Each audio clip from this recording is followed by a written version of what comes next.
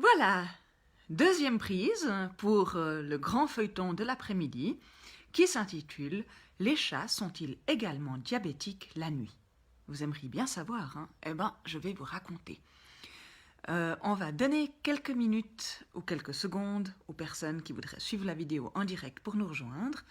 Et je vais regarder si j'arrive à la partager cette fois, vu que je l'ai faite dans le groupe et non pas sur mon mur comme la dernière tentative. Alors, voyons. Je peux inviter des gens du groupe à regarder. Voilà. Alors, je vais gentiment inviter les gens du groupe à regarder. On va voir qui est disponible et qui ne l'est pas. Mais ça fait beaucoup de gens à inviter à coups de petits doigts. Voilà.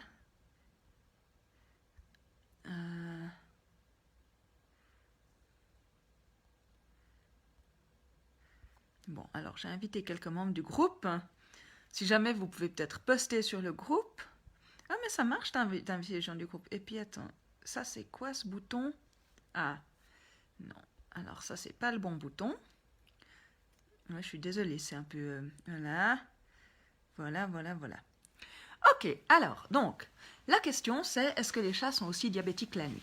La raison pour laquelle je formule ça comme ça, c'est parce que quand on commence à tester la glycémie de son chat, ben, en général, on teste la journée, parce qu'on est réveillé la journée.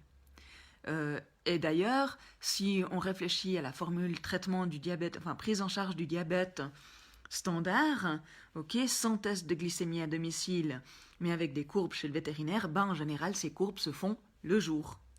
Hein. Donc on fait une ou deux courbes, on envoie le chat à la maison, on fait une injection le matin, on fait une injection le soir. Mais en faisant des injections à 12 heures d'intervalle, eh ben, on a deux cycles d'action de l'insuline. On a celui de la journée, entre l'injection du matin et juste avant l'injection du soir, et puis on a le cycle de la nuit, entre l'injection du soir et celle du matin. Alors on pourrait se dire que les deux fonctionnent la même chose, on observe les choses en journée, et puis on fait des déductions concernant la nuit. Mais une chose qu'on observe quand on se retrouve dans un forum avec des dizaines, voire des centaines, voire des milliers de personnes qui font des tests de glycémie à domicile, donc ça c'est par exemple FDMB ou bien le forum allemand, eh ben les gens testent aussi en soirée, parce que pourquoi pas? Et on commence à remarquer des choses intéressantes. On remarque que souvent, pour beaucoup de chats, ils ont des valeurs de glycémie qui descendent plus durant la nuit. Ok? Donc, ça c'est potentiellement embêtant parce que si on règle la dose de glycémie, la dose d'insuline, en se basant sur la glycémie qu'on mesure pendant la journée, et qu'on a un chat qui, pour une raison ou pour une autre, a tendance à faire des glycémies plus basses pendant la nuit, ben on risque de se retrouver avec une hypo nocturne. Ok, théoriquement, c'est possible. Donc, c'est pour ça que c'est important de prendre des mesures de glycémie, pas seulement la journée, mais aussi la nuit. Alors, bien sûr, ne pas dormir de la nuit, sauf si on s'appelle Marie, c'est pas terrible, d'accord? Et peut-être même si on s'appelle Marie.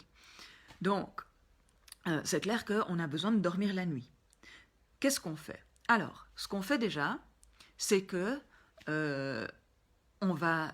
En général, on ne fait pas l'injection juste avant de se coucher. Attendez, il faut que je branche mon téléphone sur la prise, parce qu'il me dit déjà qu'il n'a plus de batterie.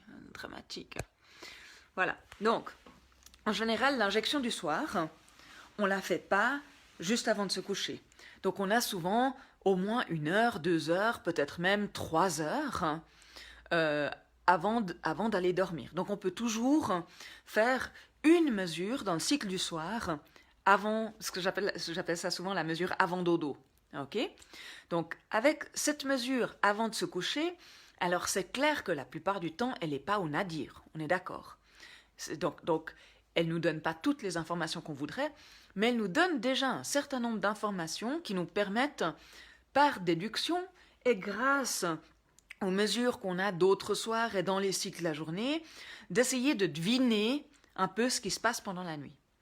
Une autre possibilité, c'est si vous vous levez tôt, pas juste avant l'injection, donc vous êtes levé quelques heures avant l'injection du matin, Ben là, vous pouvez peut-être avoir un plus 10, un plus 11 ou peut-être même un plus 9. Et là aussi, on n'est pas au nadir, le chat il est déjà en train de remonter, mais ça peut, à force de multiplier les soirs où on a des valeurs comme ça, nous donner une indication sur ce qui est en train de se passer durant la nuit. Voilà. Donc, si votre tableau, il est plein de couleurs durant la journée, puis que si on regarde la nuit, donc la deuxième partie, la partie de droite du tableau, si c'est tout vide, ben en fait, vous êtes en train de naviguer à moitié à l'aveugle, parce que ce qui se passe la journée n'est pas forcément un indicatif de ce qui se passe la nuit, et c'est possible que la nuit, il se passe des choses beaucoup plus intéressantes que ce que vous imaginez.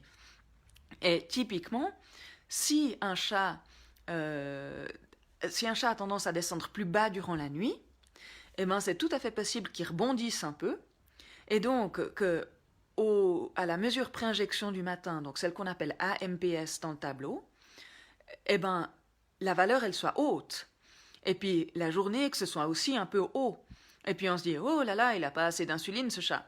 Mais en fait peut-être qu'il a un peu trop d'insuline et puis que la nuit il descend trop bas et qu'il rebondit pendant la journée.